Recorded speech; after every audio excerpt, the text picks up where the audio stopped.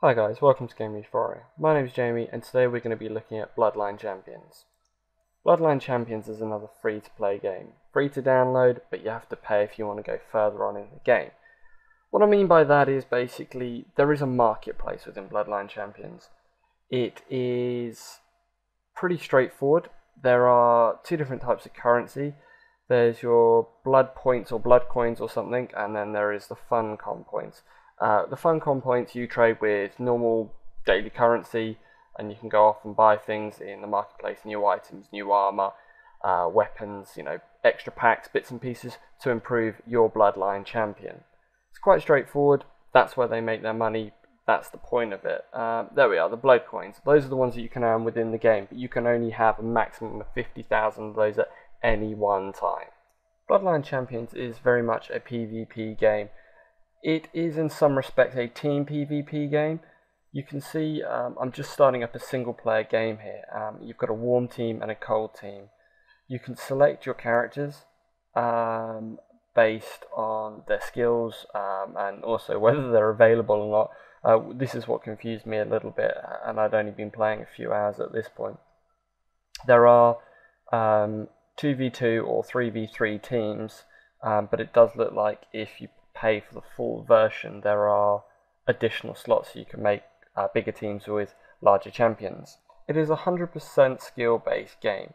They're all sort of matched, all the characters are matched based on your skill abilities and things, so it's not, there's no random elements, there's no fluke involved.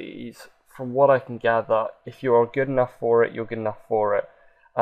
My first 4 out of 5 games, I think, I died every single time. Started getting the hang of where I need to move, got a better character, and this game that you'll sort of see me play now, I go through and defeat the other team. I don't think we actually lose anybody at all from what I can remember.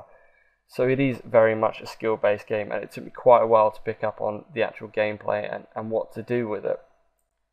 As you can see, it's a top-down view game. The controls were a little difficult to get a hang of to start with.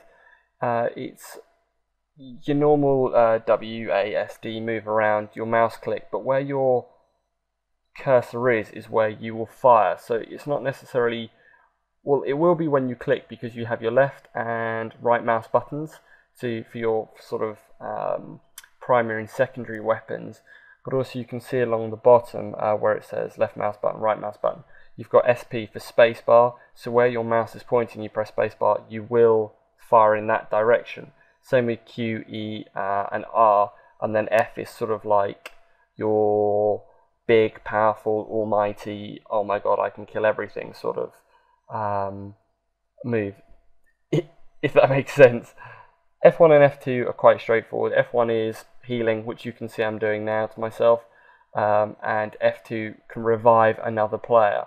So far I've not had to use that because I've died before all the other players, but still they are useful things to know in the game, because that's, without short of doing the tutorials the first time round, that's basically what caused me to die, because I wasn't actually paying attention as to what my regeneration of health button was. Like I mentioned, each champion has got their skills along the bottom. There's 7 main skills. There's 6 skills that you can use the whole time, and then there's your big power-up skill, which I've actually forgotten the name of.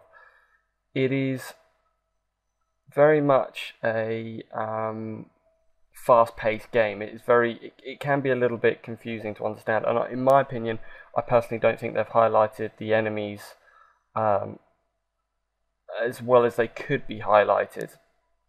When you are in quite close combat and you're sort of all trying to attack at the same point, and you've got red flares and fire and all sorts of things just battling around, it can be very misleading and very difficult to actually understand who is the enemy.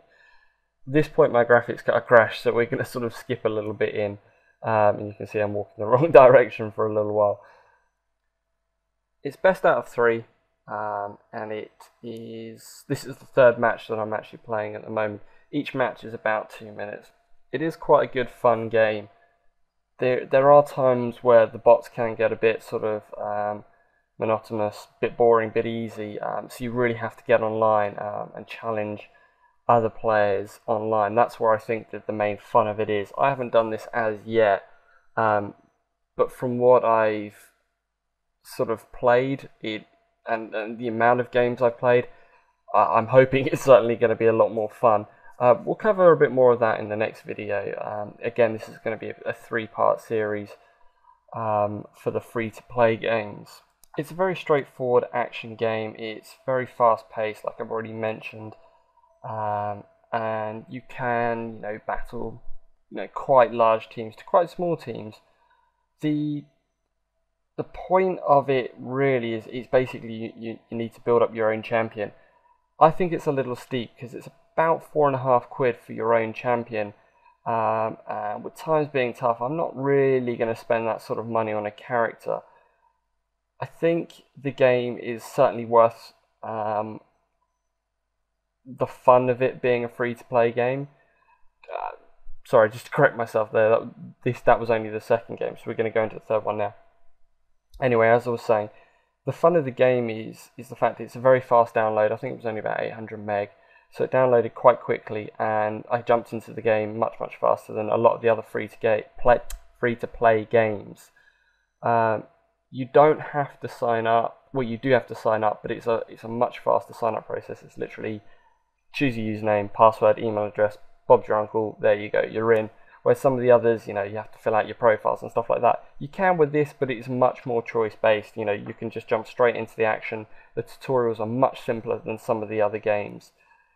Therefore, I do think that quite sort of easily implies the fact the game is very simple. It is pretty much a button bashing game. It's click and hope for a lot of it. But when you get the hang of it, it can become a very, very skill-based game. And if you become good at it, I'm sure you could go very far with it. How far you can go on the free version, I don't know. That's where it becomes tricky. Being a free-to-play game, there is only so much that you want to do and want to spend on the game, and that's really down to you as a player.